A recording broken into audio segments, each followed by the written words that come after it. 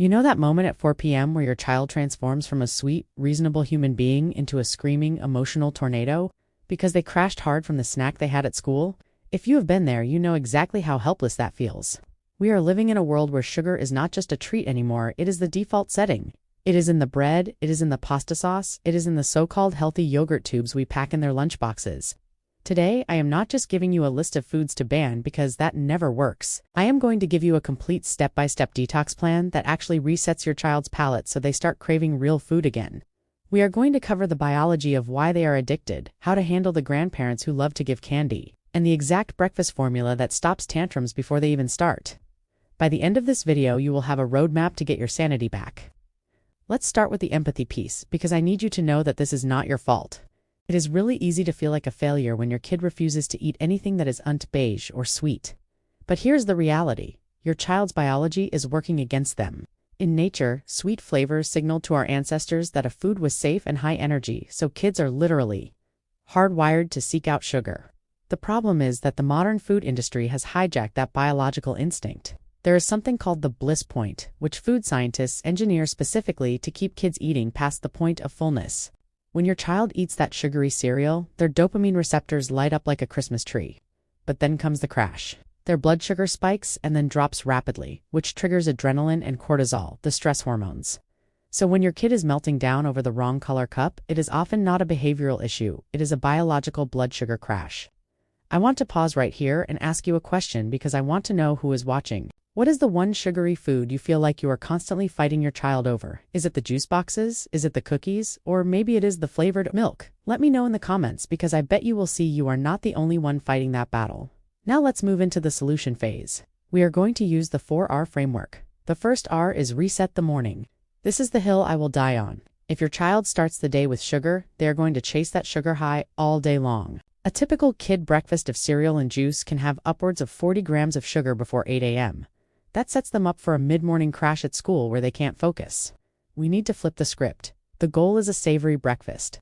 I know this sounds hard if your kid loves pancakes, but you can transition slowly. We want fat, fiber, and protein.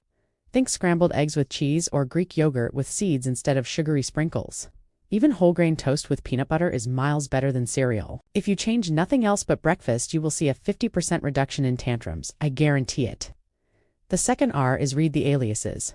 This is where parents get tricked. You might look at a label and see 0 sugar, but then you look at the ingredients and see dextrose, maltodextrin, high fructose corn syrup, or fruit juice concentrate. These are all sugar, wearing a disguise.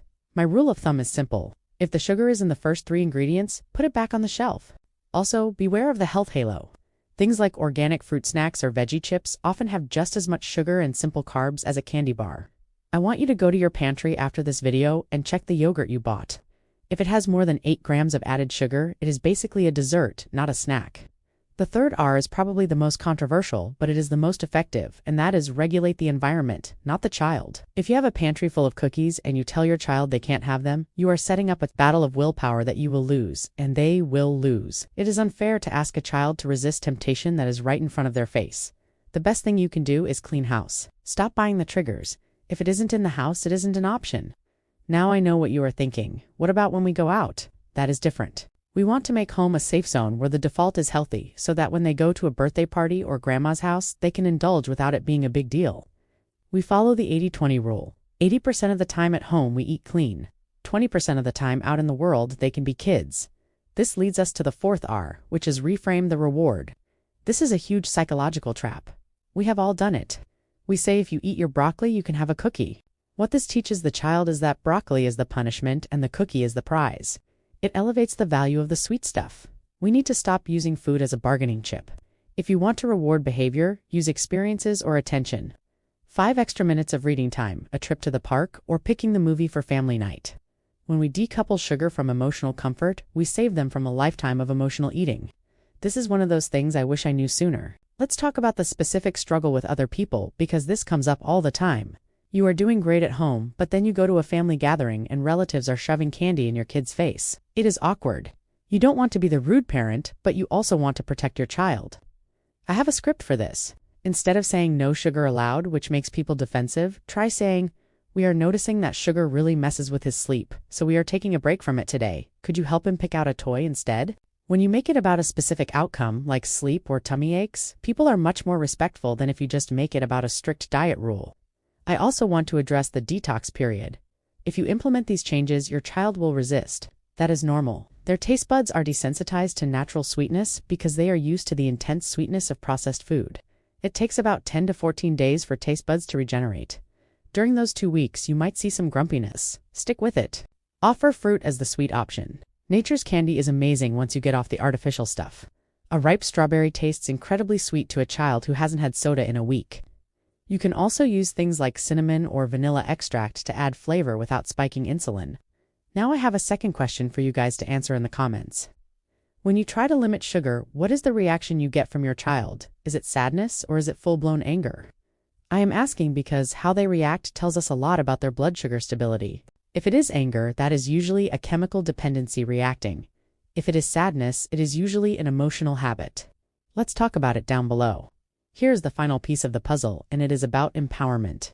You are not depriving your child, you are empowering them to feel good in their bodies.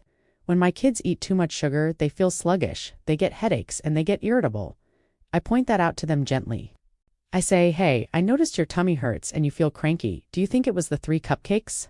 We want them to connect the dots themselves, so eventually they make the choice to say, no thanks, I've had enough. That is the long game. We are raising adults, not just controlling children. To recap, start with a savory breakfast to stabilize blood sugar. Learn the hidden names of sugar so you don't get tricked. Clear your home environment to reduce willpower, fatigue, and stop using food as a reward. If you do these 4 things, you are going to see a different child in 2 weeks. A child who can focus better, sleep better, and regulate their emotions better. And you will be a happier parent because you aren't spending your entire day negotiating over snacks.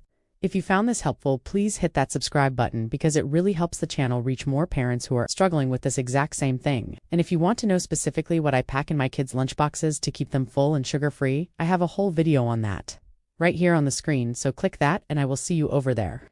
You are doing a great job, parents. Keep going.